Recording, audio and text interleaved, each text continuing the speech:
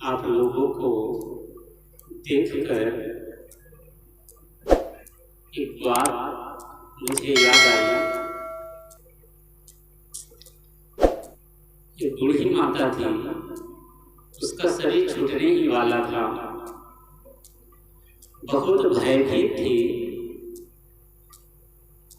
कि अब तो मृत्यु करीब ही है और नरक में ही जाना पड़ेगा, दुख ही भोगना पड़ेगा, क्योंकि मैंने अपने जीवन में ऐसा कुछ सद्कर्म नहीं किया, भक्ति नहीं की, सेवा नहीं की, तो मुझे तो नरक ही जाना पड़ेगा। बहुत चिंतित थी, भयभीत थी। यमदूत उसको लेने के लिए आ ही गए थे। उसके चारों तरफ खड़े थे और उस बूढ़ी माता को भयभीत दुखी देखकर यमदूतों को दया आ गई और यमदूत कहने लगे बुढ़िया माता से, तुम इतना भयभीत क्यों हो? उन्होंने कहा कि मैंने अपने जीवन में कुछ सद्कर्म नहीं किया, भक्ति नहीं की, सेवा नहीं किया, कुछ परमार्थ नहीं किया, तो मुझे तो नरक के आग में ही जलना पड़ेगा, कष्ट ही भोगना पड़ेगा। यही बात मुझे खाए जा रही है और मैं दुखी हूँ, चिंतित हूँ। यमदूतों ने कहा, तू याद कर, अपने जीवन में कुछ पुण्य का काम किए हो, इतनी लंबी आयु जियो हो, कुछ पुण्य का काम, कुछ धर्म का काम किए हो कि नहीं? उन्होंने, बुढ़िया ने कहा, ऐसा कुछ स्मरण नहीं आता कि मैंने अपने जीवन में कुछ सत्कर्म किया हो। यमदूतों ने कहा, जरा गौर से सोचो, कभी कुछ परमार्थ किए हो कि नहीं? उस बुढ़िया ने बहुत सोचने लगी, फिर कहती, हाँ, एक जगह सत्संग हो रहा था और मैं अपने सिर पर टोकरी लेकर सब्जी बेचने के लिए जा रही थी। वजन से मेरा सिर दुख रहा था, तो वहीं अपने सिर की जो टोकरी थी, बोझा था, उसको उतार के 5 मिनट वह सत्संग सुनने बैठ गई थी, बस। और इसके बाद तो कुछ भी याद नहीं कि और कुछ अच्छा काम किया हो। यमदूत कहे, तुमने अपने जीवन में सत्संग सुना? बुढ़िया ने कहा, हाँ, 5 मिनट ही, ज्यादा नहीं सुना। तो यमदूत स्मरण किए और वो जो सत्संग का उसे पुण्य मिला था, उसको तराजू के एक पल्ले में रख दिया गया और दूसरी तरफ बुढ़िया माता को रख दिया गया। और जब नापतोल हुआ तो जो 5 मिनट का जो पुण्य मिला था वो भारी हुआ और बुढ़िया ऊपर रुक गई। कबीर साहब क्या कहते हैं? कबीर नवे सो आपको पर को नवे न सोए, खाली तराजू तौलिए नवे सो भारी हुए। जो पल्ला न गया मतलब झुक गया, वो भारी हो गया। तो उसको 5 मिनट का पुण्य जो मिला था उससे बहुत भारी था, वजन था, जिसकी बदौलत उस बुढ़िया को स्वर्ग का टिकट मिल गया। बुढ़िया नरक में नहीं गई, उसके पुण्य की बदौलत स्वर्ग चली गई। ये बात अचानक आप लोग को देख के मुझे याद आई। इतनी ठंडी में इतने लोग सत्संग सुनने आए हैं, बहुत अच्छा लगा देखकर। और जो आप भजन गा रहे थे, आपकी आवाज बहुत अच्छी है।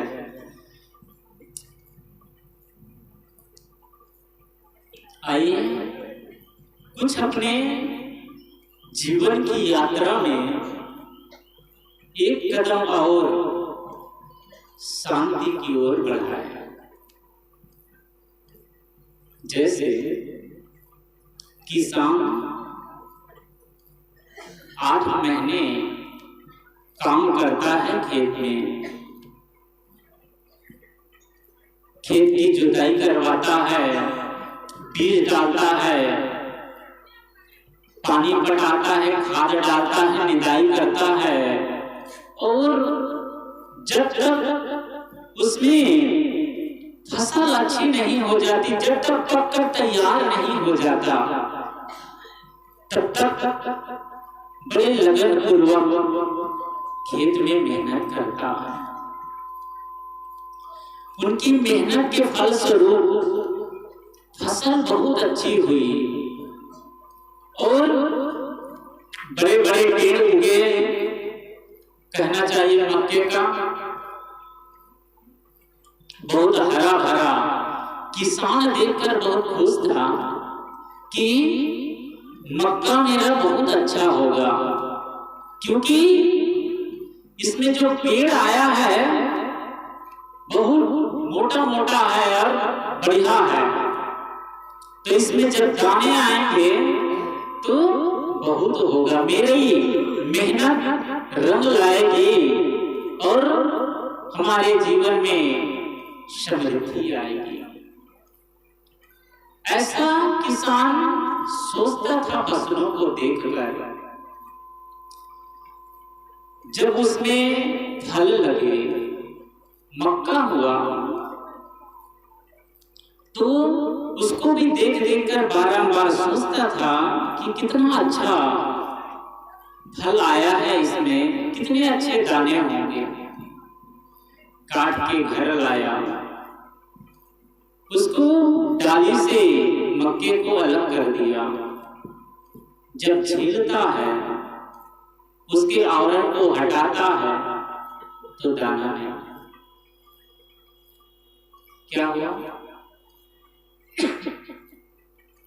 मक्के में जो पैक रहता है उसका ऊपर का छिलका, उसको जब छीला जाता है तो दाना नहीं। किसान माथा पकड़ के रोने लगता है, ये क्या हुआ?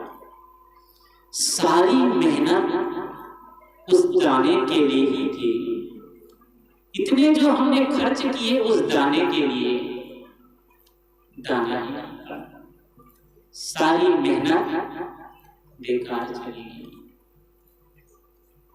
हमारे जीवन की ओर देखिए, हम अपने जीवन में कितना मेहनत करते हैं। 10-10 घंटे, 12-12 घंटे, 14-14 घंटे मेहनत करते हैं। किसके लिए करते हैं? घर परिवार हमारे सुख से रहे, शांति से रहे। परिवार में किसी की कोई आवश्यकता अधूरी न रह जाए, किसी को न पहनने की कमी हो, न खाने की कमी और न ही रहने की। और मूल में होता है ये आवश्यकता की चीजें पूरी हो जाए तब हमारा मेहनत करना सफल हुआ, तब हम शांति से जिएंगे।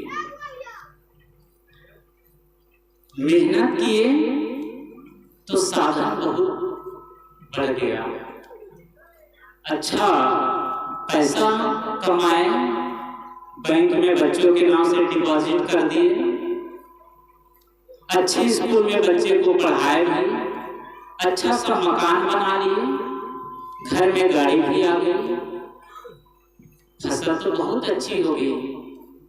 लेकिन क्या हुआ? अंत में दाना ही नहीं। सारी मेहनत जो किए उसके फल स्वरूप तो इतने साधन की चीज हो गए, लेकिन मूल में क्या था? शांति से जिएंगे, शांति घर में आई है।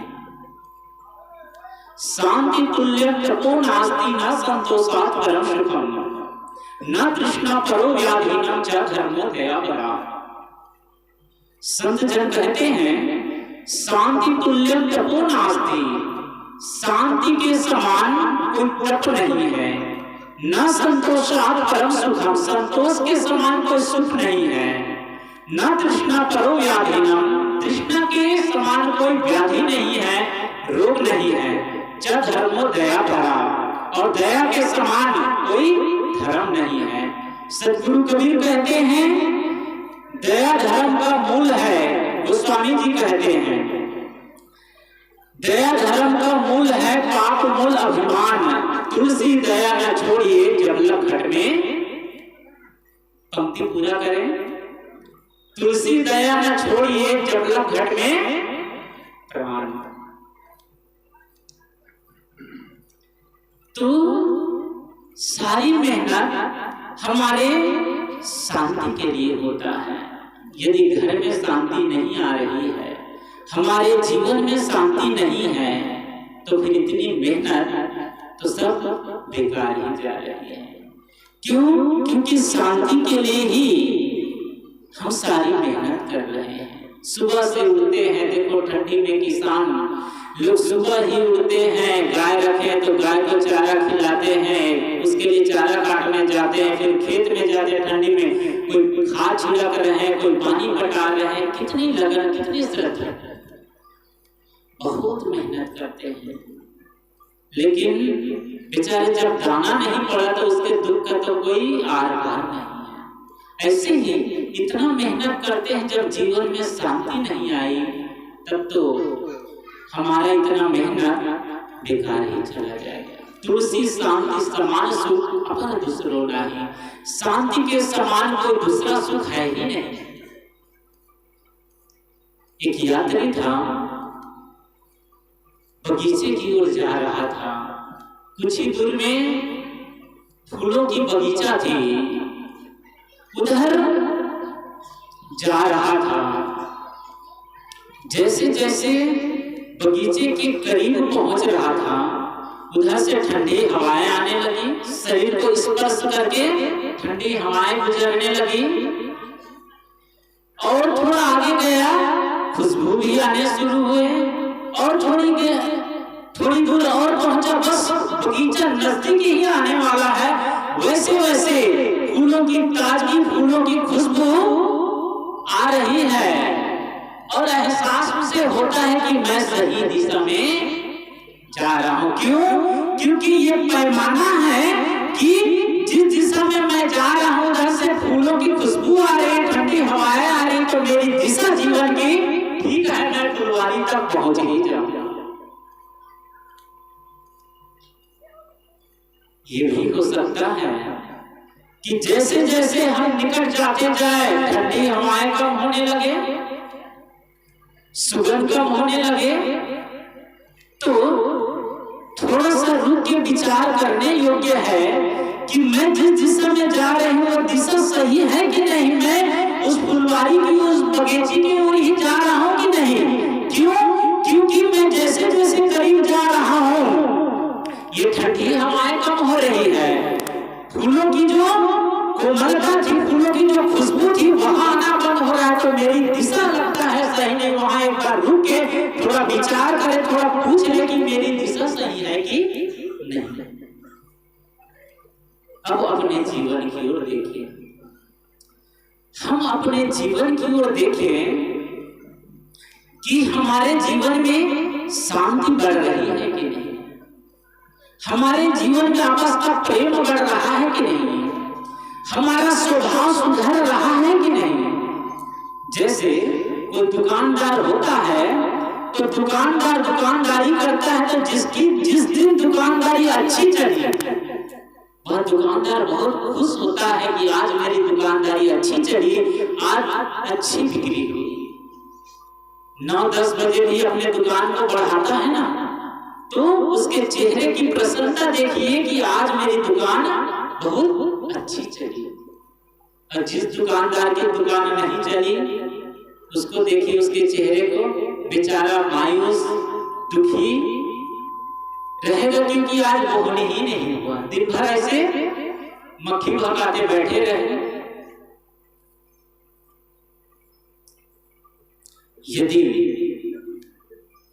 हम अपने जीवन को सही ढंग से जी रहे हैं तो जैसे जैसे बुढ़ापा करीब आ रहा है वैसे वैसे मन की स्वस्थता बढ़ती जाएगी, वैसे वैसे प्रसन्नता बढ़ती जाएगी। क्यों? क्योंकि हमने अपने जीवन को सही ढंग से जिया तो हमारे जीवन की प्रसन्नता बढ़ती जाएगी, हमारा स्वभाव सुंदर होने लगेगा, हमारी वाणी मिठास होने लगेगी, हमारे जो कर्म हैं अच्छे होने लगेंगे।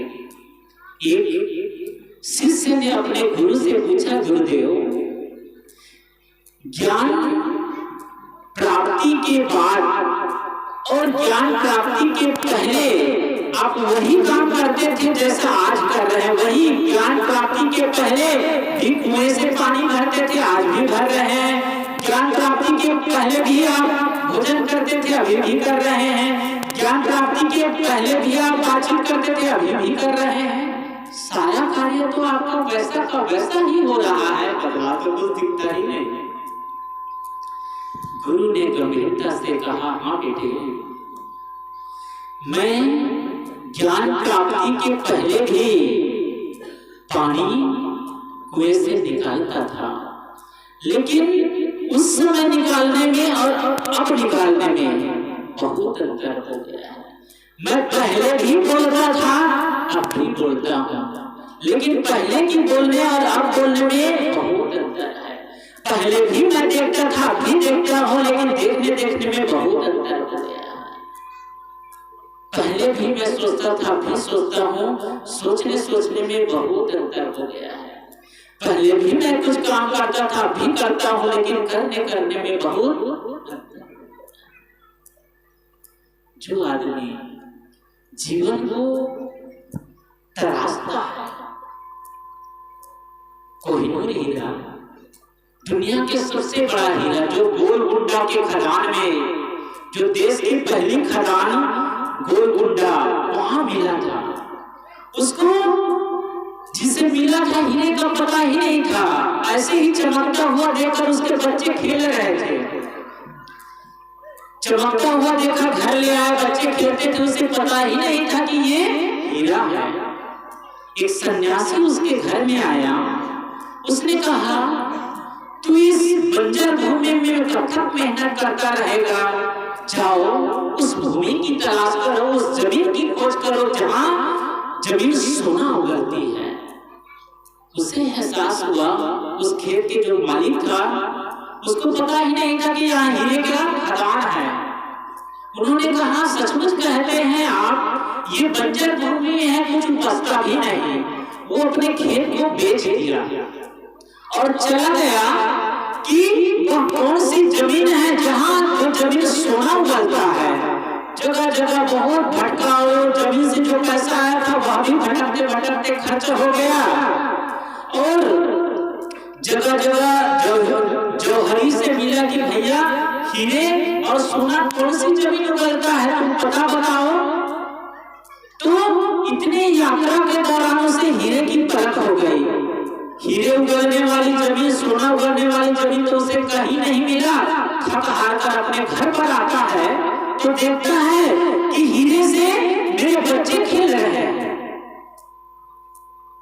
हीरे से, जिस हीरे की तलाश में वो दर दर भटका, देश विदेश भटका, वो हीरा तो घर में ही है, बच्चे खेल रहे हैं। वह हीरा को एकदम पकड़ लिया और छुपा दिया और उसे बेचा, वो भी करोड़ों का हुआ हीरा, कोहिनूर हीरा। वह व्यक्ति फिर उस गोलकुंडा के जो खदान था, अपने खेत था, उसे खरीदना चाहा।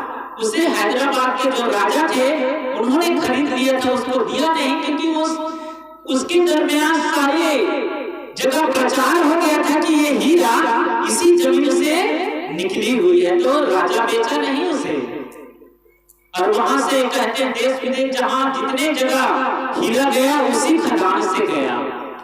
हीरे की उसे परख नहीं थी तो बच्चे खेल रहे थे उसे।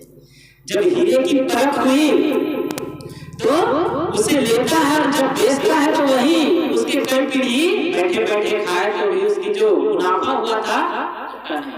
आज जो इंग्लैंड में है, महारानी विक्टोरिया के जो मुकुट में जो जड़ा हुआ है कोहिनूर हीरा, वो वही हीरा है जो प्रथम बार मिला था। उसके आकार तो बहुत छोटा हो गया है, क्योंकि उसे इतने बार तराशा गया, उसको सुंदर रूप देने के लिए आकार 1/3 बचा, जितना बड़ा हीरा था 1 हिस्सा बचा, 3 हिस्सा उसको तराशने में ही खत्म हो गया, लेकिन उसकी सुंदरता बहुत बढ़ गई है। हम सब अपने जीवन को जब निखारने लगते हैं, अपने जीवन को तराशने लगते हैं, तो हमारे जो सुंदरता है बढ़ती जाती है। भगवान बुद्ध ने कहा, सिंच भिक्खु इमं नामं सिद्धा ते लहु निस्सति छित्त्वा रागं दोषं ततो निब्बाण महेसि। भगवान बुद्ध कहते हैं, सिंच भिक्खु, ऐ भिक्षुओं तुम सींचो। किसे सींचो? जीवन रूपी नाव में जो विकारों का पानी जो भरा हुआ उसे तुम उलीचो। उलीचने से तुम्हारे जीवन रूपी नौका हल्की हो जाएगी। फिर दूसरी बात क्या कहते हैं? छित्त्वा रागं दोषं, राग और द्वेष को छिन्न कर दो, नष्ट कर दो। ततो निब्बाण महेसि, तब तुम्हें निर्वाण रूपी अरि भूमि की प्राप्ति होगी। पहला क्या है? सिंच भिक्खु इमं नामं सिद्धा ते लहु निस्सति। भगवान बुद्ध कहते हैं, ऐ भिक्षुओं तुम सींचो, उलीचो, जो तुम्हारे जीवन रूपी नाव में विकारों का पानी भरा हुआ है। सब व्यक्ति के अंदर विकार, मन मस्तिष्क में विकार भरा हुआ है। काम, क्रोध, लोभ, मोह, ईर्ष्या, यही तो रोग है और इससे हर आदमी पीड़ित है। और इसको इलाज कराने के लिए ऐसा वैद्य के पास जाता भी नहीं। आदमी कहता है फुर्सत ही नहीं है, ध्यान करने के लिए फुर्सत ही नहीं है, स्वाध्याय करने के लिए फुर्सत ही नहीं है, सत्संग करने के लिए फुर्सत ही नहीं है। यात्रा, जीवन की यात्रा कहीं भटक गई है। जैसे नदी चलती है तो सागर की तरफ ना जाकर मरुस्थल की तरफ चली जाए तो क्या होगा? मरुस्थल की तरफ जाएगी तो वहां केवल बालू का भीड़ है, नदी वहां जाकर सोख लिया जाएगा, नदी का पानी सोख लेगा। मरुस्थल की भूमि सागर तक वो नदी प्रवेश नहीं कर पाएगा, पहुंच नहीं पाएगी। ऐसे ही हमारी जीवन की यात्रा संसार की ओर मुड़ गया है, इसीलिए संसार में ही खो गए हैं। जिस दिन हमारी यात्रा सागर की तरफ हो जाए, संन्यास की तरफ हो जाए, मुक्ति की ओर हो जाए। मेरा कहने का आशा ये नहीं है कि सब लोग सन्यासी हो जाए, घर बार छोड़ दे, ये मेरा मतलब नहीं है।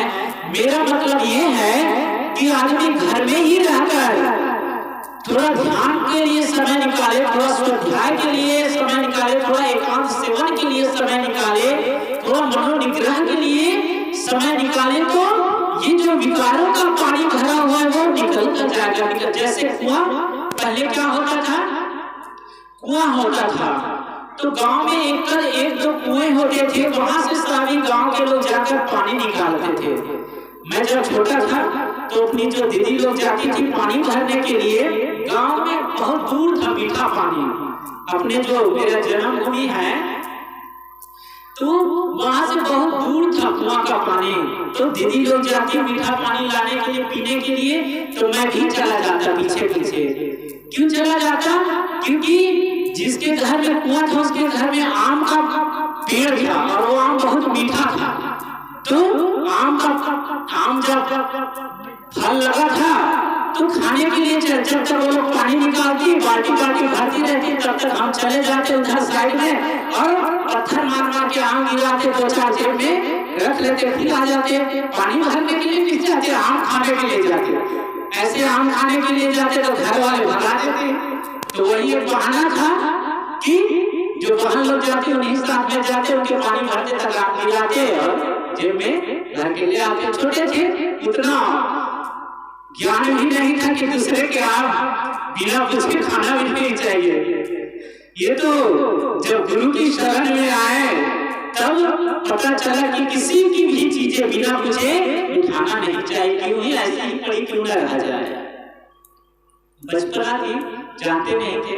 तो मैं कह रहा था कि कुएं का पानी भरने के लिए माताएं जाती थी, तो साल में एक बार उस कुएं को पूरा सफाई किया जाता था, उसमें जो कचरे हैं, पत्तियां हैं, उसको पूरी सफाई कर दिया जाता थे। तो जो उसके कुछ लोग जो बंद हो जाते थे फिर से खुल जाते थे, फिर से ताजा पानी आ जाता था, फिर से मीठा पानी आ जाता था। क्यों? क्योंकि उसमें जो विकार और कचरे हैं उसको उलीच दिया जाता था, निकाल दिया जाता था। ऐसे ही हम सब भी अपने अंदर जो विकार है उसको जब उलीचते जाएंगे, उसको जब निकालते जाएंगे तो हमारे अंदर भी मिठास आना शुरू हो जाएगा। जिस घर में मिठास न हो वहां चींटी भी जाना पसंद नहीं करती। जिस घर में शक्कर ही नहीं है, गुड़ ही नहीं है, चीनी ही नहीं है, तो चींटी जाकर क्या करेगी उस घर में? उसको खाने के लिए कुछ मिलेगी नहीं। कहते हैं जिस घर में मिठास ना हो वहां चींटी भी जाना पसंद नहीं करती है। तो लोग कैसे जाएंगे? तो जिस घर में आपस का प्रेम होता है, लोगों में मधुरता होती है, वहां लोग जाते हैं, वहां लक्ष्मी का वास होता है, वहां देवी स्वयं चलकर आके वहां सुख शांति समृद्धि का वास होता है, जहां आपस में प्रेम होता है। एक सेठ के घर से जब लक्ष्मी जाने लगी, लक्ष्मी कहती है, वो कहानी आप सब सुने होंगे बातों को समझाने के लिए,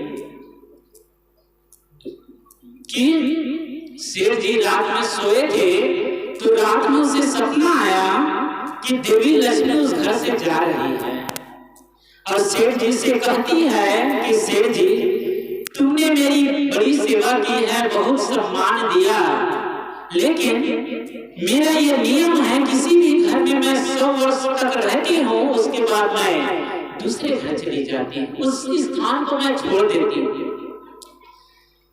अब मुझे इस घर में रहते रहते 100 वर्ष पूरे हो गए, मैं इस घर से जा रही हूँ।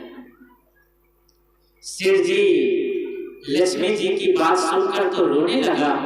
उन्होंने कहा देवी आप कैसी बातें करते हैं, आप जब हमारे घर से चली जाएगी तो हमारा क्या होगा?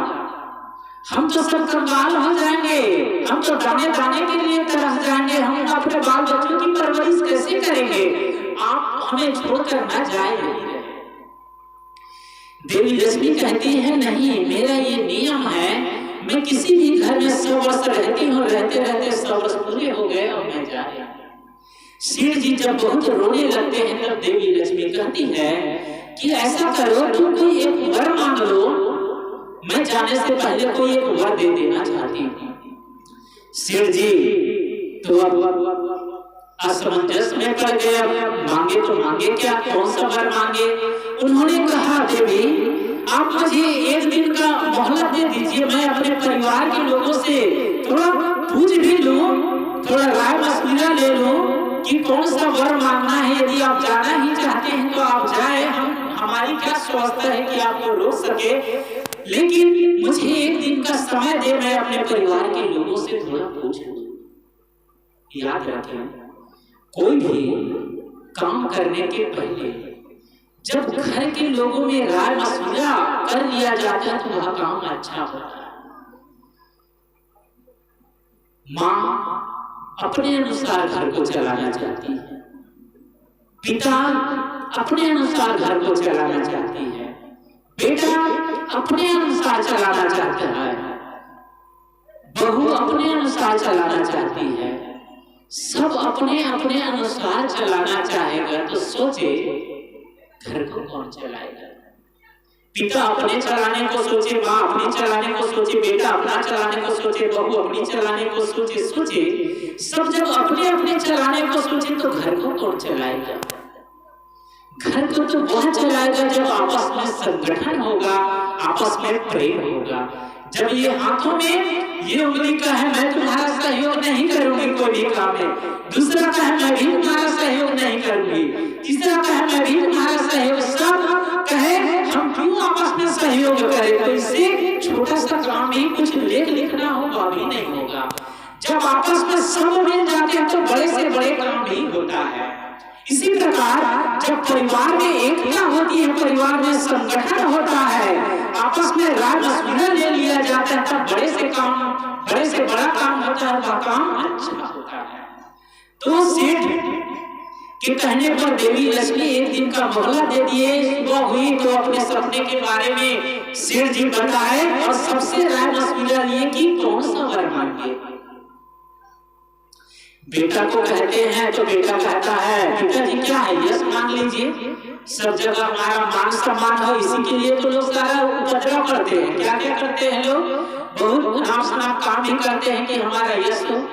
रावण जब मंदोदरी समझाती है कि तुम देवी सीता को लौटा दो, तो मानता नहीं है कि मैं राजा हूँ, मेरा वचन ही काफी है, मैं नहीं लौटा सकता जीते जी, मैं टूट सकता हूँ लेकिन झुक नहीं सकता। जब बहुत समझाती है मंदोदरी, जब तुम्हारे भाई मर गए, विभीषण छोड़कर चले गए, कुंभकर्ण वो उसकी भी मृत्यु हो गई, बेटा भी चला गया, मेघनाद भी मर गया, आप इसके लिए ऐसा कर रहे हैं। तो रावण कहता यश के लिए मेरा नाम होगा, मैं युद्ध में विजय होगा, मेरा नाम होगा। मंदोदरी कहती उस यश को फैलाने वाला कौन होगा, एक मैं और एक आप, छोड़ दीजिए। लेकिन आदमी का अहंकार वह लौटाया नहीं, परिणाम अहंकार में 3 गए, धन वैभव और वश, न मानो तो देख ले रावण कौरव कंस। क्या कहते हैं, अहंकार में 3 गए, क्या क्या, धन वैभव और वश, न मानो तो देख लो रावण कौरव कंस। ये तीनों अहंकार में ही चूर हो गए। तो बहुत समझाए नहीं माना, तो उसका बेटा कहता है कि यश मान लिया जाए, सब जगह हमारा मान सम्मान हो, लोग हमारी प्रशंसा करें। उसकी पत्नी कहती है सेठ जी आप ही क्या सुबह से लेकर शाम तक किसके लिए बैठे रहते हैं दुकान में, वही धन के लिए। तो देवी जब जा रही है तो धन ही मांग लिया जाए कि हमारे घर में इतना धन हो जाए कि कभी खत्म ही ना हो। बहू से पूछती है तो बहू सत्संगी घर की थी, बहुत संस्कारी थी। उन्होंने कहा पापा आप आपस में हम सब में प्रेम हो, ये वर मांगिए, प्रेम मांगिए आप। यदि यश हो, आपस में ही 4 लोग हैं, छोटे छोटे बच्चे, प्रेम ना हो तो यश बाहर के लोग हमारा मान सम्मान करेगा, घर में शांति नहीं। तो यश मांगकर क्या करेंगे, धन है, जब आपस में प्रेम नहीं है तो धन का क्या होगा। आप ऐसा करिए, देवी लक्ष्मी से प्रेम मांगिए। देवी लोग भी थोड़ा ध्यान दें, आपस में लड़े ना, क्योंकि लड़ाई करने से घर का माहौल खराब हो जाता है। किसी के घर में लड़ाई हो रही, झगड़ा हो रहा है, आप उसके चौखट पर जाते हैं, कोई काम से जा रहे हैं, आपस में कहासुनी हो रही है, लड़ाई झगड़ा हो रही है और गाली गलौज कर रहा है, आप उसके घर में नहीं जाएंगे, आप वहीं से लौट जाएंगे कि इसके घर का माहौल अभी ठीक नहीं है। जब घर का माहौल बिगड़ जाता है तो धीरे धीरे घर से लक्ष्मी चली जाएगी। इसलिए सास बहू में, पति पत्नी में, बेटे और पिता में लड़ाई ना हो। कोई भी गलती हो जाए, कोई भी काम बिगड़ जाए, आपस में बैठकर थोड़ा समझा बुझाओ। धन की हानि नहीं है, पद की हानि नहीं है, असली हानि है जब दिल की दूरियां बढ़ जाए। आपस का प्रेम रही मन धागा, प्रेम का मत तोड़ो चटकाए, तोड़े से फिर जुटे नहीं, जुटे तो गांठी पड़ जाए। इसलिए आपस के प्रेम को टूटने मत दो।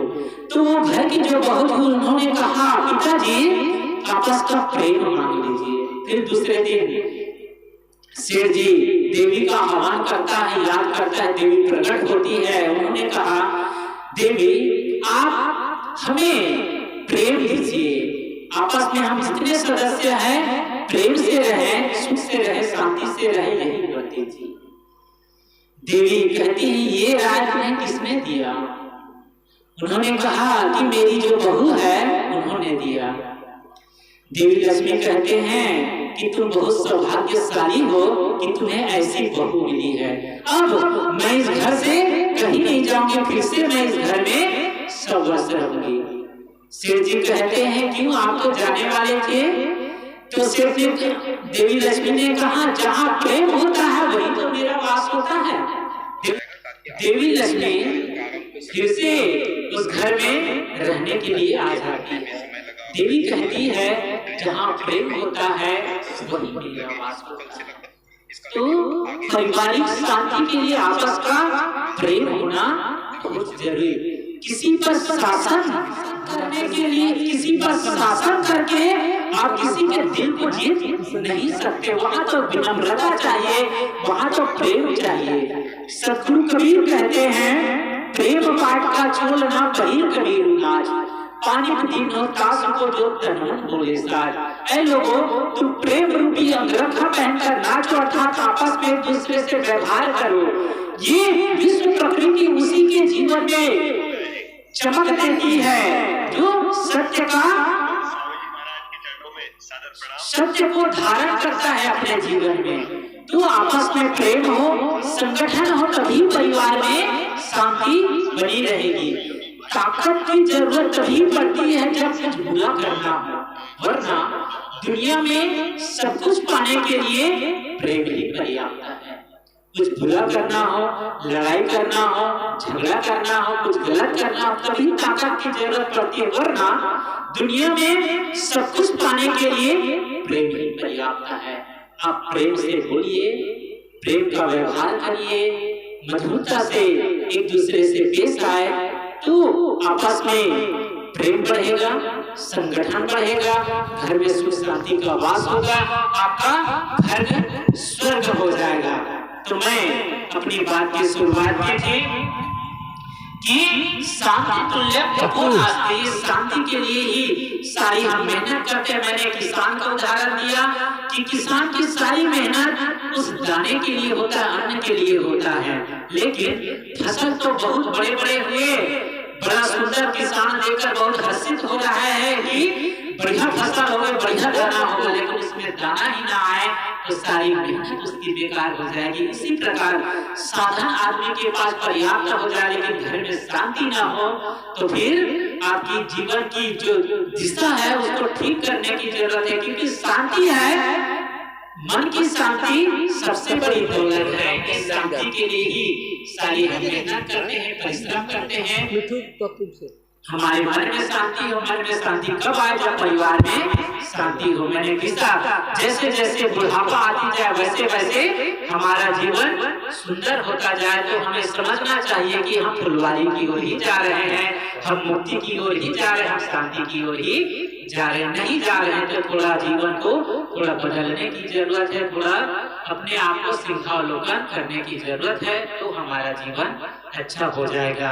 और प्रेम सीखिए। वही साहब जी का बड़ा अच्छा भी रहा, मैं सुन रहा था। साहब जी को बहुत बहुत नमन है। अब जो है हम भोजन बनाकर बढ़िया खिलाएंगे, साहब जी स्वयं बनाते हैं।